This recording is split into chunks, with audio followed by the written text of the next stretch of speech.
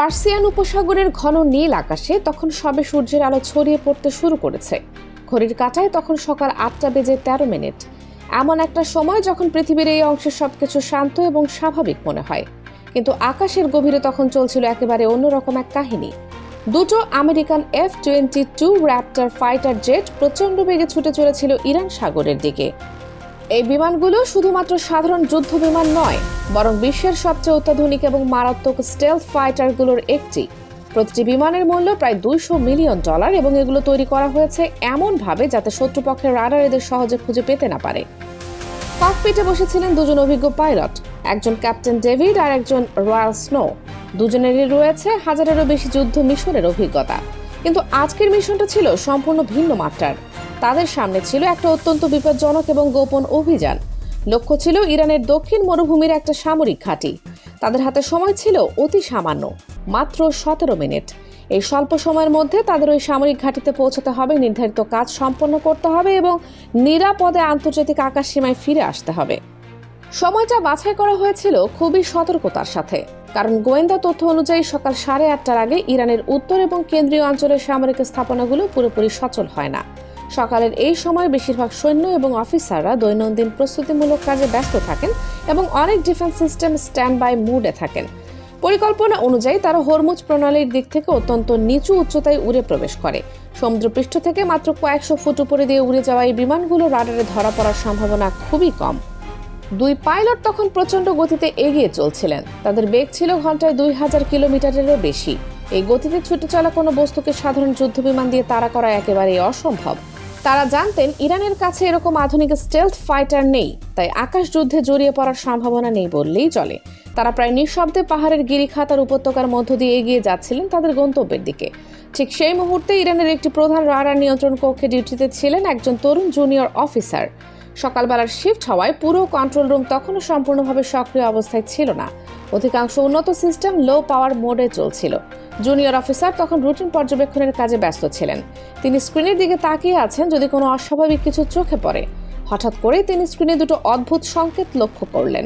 সংকেতগুলো খুবই ঝাপসা ছিল। কয়েক সেকেন্ড দেখা যাচ্ছে, তারপর আবার মিলিয়ে যাচ্ছে।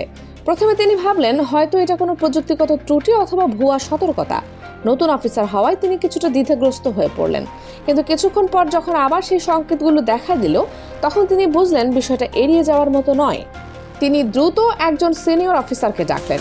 সিনিয়র অফিসার এসে প্রথমে স্ক্রিনের দিকে তাকালেন, কিন্তু কিছুই চোখে পড়ল না। তিনি মনে মনে হয়তো ভাবলেন জুনিয়র অফিসার ভুল দেখেছেন, কিন্তু মুহূর্তের মধ্যে আবার সেই ঝাপসা সংকেতগুলো স্ক্রিনে ভেসে উঠল। এবার সিনিয়র অফিসারের মুখের ভাব বদলে গেল। তিনি বুঝতে পারলেন এটা কোনো সাধারণ ব্যাপার নয়। হরমুজ প্রণালীর এই এলাকায় সাধারণত কোনো সামরিক বিমান চলাচল করে না, বিশেষ করে এই ভোরবেলা। আন্তর্জাতিক আকাশ সীমার ওই অংশের সামরিক কার্যক্রমও বিরল। তিনি তৎক্ষণাৎ সব উন্নত রাডার এবং এয়ার ডিফেন্স সিস্টেম সক্রিয় করার নির্দেশ দিলেন। কিন্তু এখানেই সমস্যা দেখা দিল। সকালবেলা হওয়ায় অনেক ইউনিট তখনও পুরোপুরি প্রস্তুত ছিল না। বিভিন্ন প্রতিরক্ষা ব্যবস্থা স্ট্যান্ড বাই মোডে ছিল। সেগুলো সম্পূর্ণ সক্রিয় করতে 10 থেকে 15 মিনিট সময় লাগবে।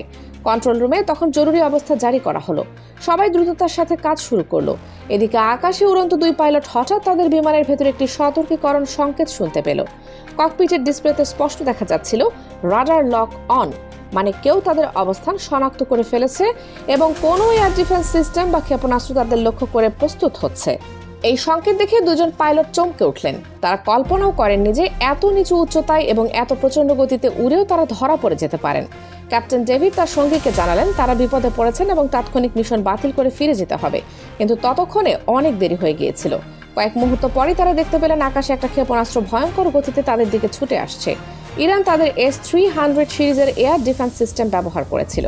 এই সিস্টেম থেকে ছোড়া মিসাইলগুলো ঘন্টায় 2000 কিলোমিটার বেগে উড়ে লক্ষ্যবস্তুকে ট্র্যাক করতে পারে। পাইলটরা দেরি না করে তাৎক্ষণিক ফ্লেয়ার সিস্টেম চালু করলেন। ফ্লেয়ার হলো এক ধরনের উত্তপ্ত প্রতারক সংকেত যা মিসাইলকে আসল লক্ষ্য থেকে বিভ্রান্ত করে। প্রথম মিসাইলটা ফ্লেয়ারের ফাঁদে পড়ে লক্ষ্য ভ্রষ্ট হলো, কিন্তু ইরানের প্রতিরক্ষা ব্যবস্থা এত সহজে হাল ছাড়ল না। পরপর আরও 6টি মিসাইল ছোড়া হলো। আকাশে তখন এক ভয়ঙ্কর দৃশ্যের অবতারণা হয়েছিল। দুটো অত্যাধুনিক যুদ্ধবিমান জীবন বাঁচানোর জন্য প্রাণপণ চেষ্টা করছে আর 6টা ক্ষেপণাস্ত্র তাদের পিছু নিয়েছে। পাইলটরা সর্বশক্তি দিয়ে আন্তর্জাতিক আকাশ সীমার দিকে ছুটছিলেন। তারা জানতেন একবার সীমানা অতিক্রম করতে পারলেই তারা নিরাপদ। রাডার কন্ট্রোল রুমে অফিসাররা পুরো ঘটনা স্ক্রিনে দেখছিলেন। দুটো ঝাপসা সংকেত দ্রুত তাদের সীমানা থেকে দূরে সরে যাচ্ছিল। মিসাইলগুলো তাদের পিছু নিয়েছিল। সবাই নিঃশ্বাস বন্ধ করে দেখছিল কি ঘটে। হঠাৎ করে একটা সংকেত স্ক্রিন থেকে সম্পূর্ণ অদৃশ্য হয়ে গেল। কন্ট্রোল রুমে মুহূর্তের জন্য স্তব্ধতা নেমে এলো। তারপর সিনিয়র রাডার অফিসার বুঝতে পারলেন অন্তত একটা মিসাইল তার লক্ষ্যে পৌঁছে গিয়েছে।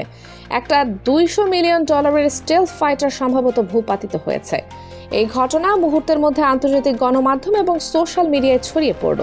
কয়েক ঘন্টার মধ্যে আমেরিকার পক্ষ থেকে একটা সংক্ষিপ্ত বিবৃতি এলো। তারা জানালো এটা ছিল একটা রুটিন সামরিক অনুশীলন এবং ভুলক্রমে বিমানগুলো নিষিদ্ধ এলাকার কাছে চলে গিয়েছিল।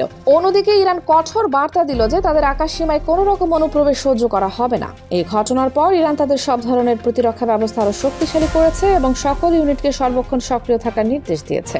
মধ্যপ্রাচ্যের এই জটিল পরিস্থিতিতে ইরান তাদের সার্বভৌমত্বের ব্যাপারে কোনো ছাড় দিতে রাজি নয়।